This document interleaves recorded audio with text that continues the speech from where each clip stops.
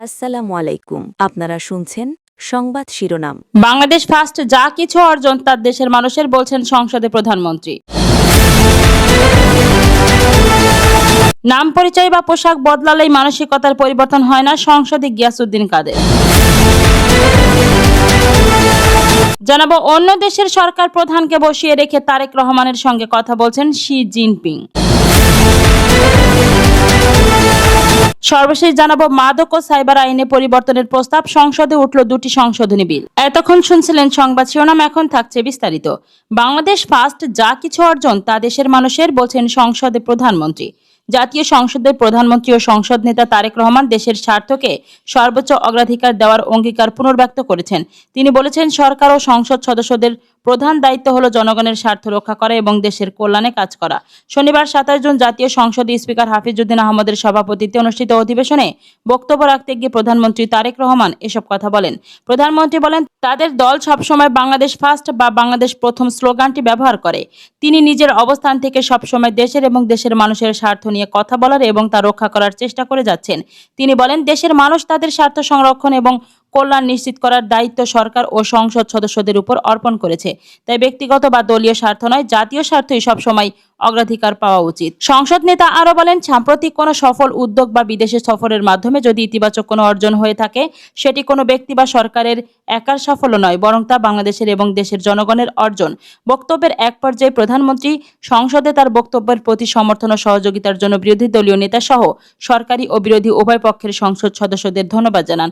দেশের মানুষের কল্যাণে সবাইকে ঐক্যবদ্ধভাবে কাজ করার আহ্বান জানিয়ে তিনি বলেন, জাতীয় স্বার্থের প্রশ্নে ইতিবাচক মনোভাবই দেশকে এগিয়ে নিতে পারে। জানাবো, নাম পরিচয় বা পোশাক বদলালেই মানসিকতার পরিবর্তন হয় না, বলছেন সংসদে গিয়াসউদ্দিন কাদের।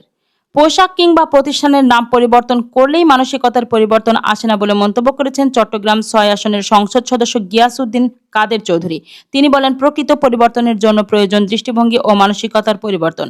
শনিবার 27 জুন ত্রয়োদশ জাতীয় সংসদের দ্বিতীয় ও প্রথম বাজেট অধিবেশনের 16তম কার্যদিবসে 2026-27 অর্থ বছরের বাজেটের উপর আলোচনায় অংশ নিয়ে তিনি এ মন্তব্য করেন। অধিবেশনে সভাপতিত্ব করেন স্পিকার হাফিজ আহমদ বীর বিক্রম। বাজেট আলোচনায় গিয়াসউদ্দিন কাদের বলেন, আইন শৃঙ্খলা পরিস্থিতি নিয়ে সংসদের ভেতরে বাইরে নানা সমালোচনা রয়েছে। এই প্রসঙ্গে তিনি বলেন, পোশাক বদলে বা নাম পরিবর্তন করে মানসিকতার পরিবর্তন আসে না, এটি একটি অপ্রিয় সত্য। তিনি বাংলাদেশ রাইফেলস থেকে বর্ডার গার্ড বাংলাদেশ নাম পরিবর্তনের প্রসঙ্গ টেনে বলেন, বিডিআর এর ঘটনায় যা ঘটেছিল সেটিকে তিনি বিদ্রোহ নয় বরং এটি পরিকল্পিত হত্যাকাণ্ড হিসেবে দেখেন। তার ভাষায়, একটি ঐতিহ্যবাহী বাহিনীর নাম পরিবর্তন করলেই সেই ঘটনার ক্ষত মুছে দেওয়া যায় না। সংসদের সদস্য আরও বলেন, সীমান্ত সুরক্ষায় বাহিনীকে আরও কার্যকর করতে স্বরাষ্ট্র মন্ত্রণালয়ের বিশেষ বরাদ্দ দিয়ে বাহিনীর সক্ষমতা বাড়ানোর উদ্যোগ নেওয়া প্রয়োজন। অর্থনীতি ও বাজেট প্রসঙ্গে তিনি বলেন, অর্থমন্ত্রী একটি আর্থিক নীতি উপস্থাপন করেছেন, তবে আন্তর্জাতিক পরিস্থিতি বিশেষ করে হরমুজ প্রণালীতে জাহাজ চলাচলে বিঘ্ন ঘটলে জ্বালানি সহ নিত্য প্রয়োজনীয় পণ্যের দাম বাড়ার মতো বাস্তব চ্যালেঞ্জও সরকার বিবেচনায় নিতে হবে বলে মন্তব্য করেন তিনি। এবার থাকছে, অন্য দেশের সরকার প্রধানকে বসিয়ে রেখে তারেক রহমানের সঙ্গে কথা বলছেন শি জিনপিং। প্রধানমন্ত্রী তারেক রহমানের সাম্প্রতিক চীন সফরের মাধ্যমে বাংলাদেশ চীন সম্পর্ক নতুন উচ্চতায় পৌঁছেছে বলে দাবি করেছেন পররাষ্ট্রমন্ত্রী ডক্টর খলিলুর রহমান। তিনি বলেন, সফরকালে চীনের প্রেসিডেন্ট শি জিনপিং অন্য একটি দেশের সরকার প্রধানকে অপেক্ষায় রেখে প্রধানমন্ত্রী তারেক রহমানের সঙ্গে কথা বলেছেন শি জিনপিং। শনিবার 27 জুন বিকালে প্রধানমন্ত্রীর সদ্য সমাপ্ত মালয়েশিয়া ও চীন সফর নিয়ে পররাষ্ট্র মন্ত্রণালয়ে আয়োজিত এক ব্রিফিংয়ে এসব কথা বলেন পররাষ্ট্রমন্ত্রী। তিনি জানান, চীন সফরে বাংলাদেশ ও চীনের মধ্যে 8টি সমঝোতা স্মারক এবং 3টি চুক্তি সই হয়েছে। এর মধ্যে মংলা বন্দর এবং চট্টগ্রামের আনোয়ারায় চীনা বিনিয়োগের জন্য বিশেষ অর্থনৈতিক অঞ্চল প্রতিষ্ঠার চুক্তিও রয়েছে।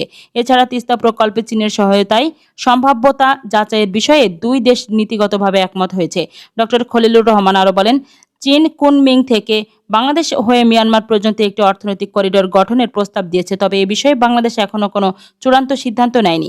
ব্রিফিংয়ে তিনি বলেন, প্রধানমন্ত্রীর মালয়েশিয়া সফরেও বাংলাদেশ ফার্স্ট নীতির ইতিবাচক প্রতিফলন দেখা গেছে। মালয়েশিয়া সরকারের প্রকাশিত ভিডিওটিতে দেশটির প্রধানমন্ত্রী ও তারেক রহমানের ঘনিষ্ঠ ও আন্তরিক সম্পর্কের বিষয়টি স্পষ্ট হয়েছে বলেও মন্তব্য করেন তিনি।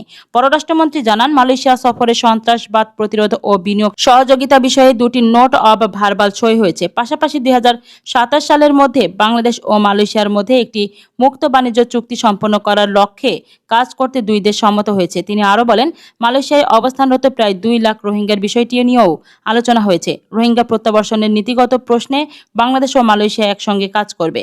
ব্রিফিংয়ে প্রধানমন্ত্রীর পররাষ্ট্র বিষয়ক উপদেষ্টা হুমায়ুন কবির জানান, চীনের প্রেসিডেন্ট শি জিনপিং প্রধানমন্ত্রীকে আশ্বস্ত করে বলেছেন, বাংলাদেশের উন্নয়ন মাত্রায় চীন দীর্ঘমেয়াদী ও নির্ভরযোগ্য অংশীদার হিসেবে থাকতে চায়। একই সঙ্গে ব্রিক্স এবং সাংহাই সহযোগিতা সংস্থায় বাংলাদেশের সদস্যপদের আবেদনেও চীন সমর্থন দেবে বলে তিনি উল্লেখ করেন। সর্বশেষ জানাবো, মাদক ও সাইবার আইনে পরিবর্তনের প্রস্তাব, সংসদে উঠল 2টি সংশোধনী বিল। মাদকদ্রব্য নিয়ন্ত্রণ আইন এবং সাইবার সুরক্ষা আইন সংশোধনের লক্ষ্যে জাতীয় সংসদে 2টি পৃথক বিল উত্থাপন করা হয়েছে। প্রস্তাবিত সংশোধনীতে মাদক অপরাধ দমনে বিশেষ ট্রাইব্যুনাল গঠনের বিধান ফিরিয়ে আনার পাশাপাশি সাইবার সুরক্ষা আইন থেকে অনলাইনে জুয়ার অপরাধ সংক্রান্ত ধারা বাদ দেওয়ার উদ্যোগ নেওয়া হয়েছে। শনিবার 27 জুন জাতীয় সংসদের অধিবেশনে সংশ্লিষ্ট মন্ত্রীরা 2টি বিল উত্থাপন করেন। পরে বিল 2টি পরীক্ষা করে প্রতিবেদন দেওয়ার জন্য আইন মন্ত্রণালয় সম্পর্কিত সংসদীয় স্থায়ী কমিটিতে পাঠানো হয়। বিরোধী দলের সদস্যরা বিল 2টি উত্থাপনের আগে সংসদ সদস্যদের অবহিত না করার অভিযোগ তুলে আপত্তি জানালেও ডেপুটি স্পিকার কায়সার কামাল তা আমলে নেননি। তিনি জানান, বিলের নোটিশটি দেওয়ার নির্ধারিত সময়সীমা মার্জনা করা হয়েছে এবং আপত্তি থাকলে তা আগেই জানাতে হয়। দিনের সম্পর্ক কর্মসূচিতে স্বরাষ্ট্রমন্ত্রী সালাউদ্দিন আহমদ মাদকদ্রব্য নিয়ন্ত্রণ সংশোধন বিল উত্থাপন করেন।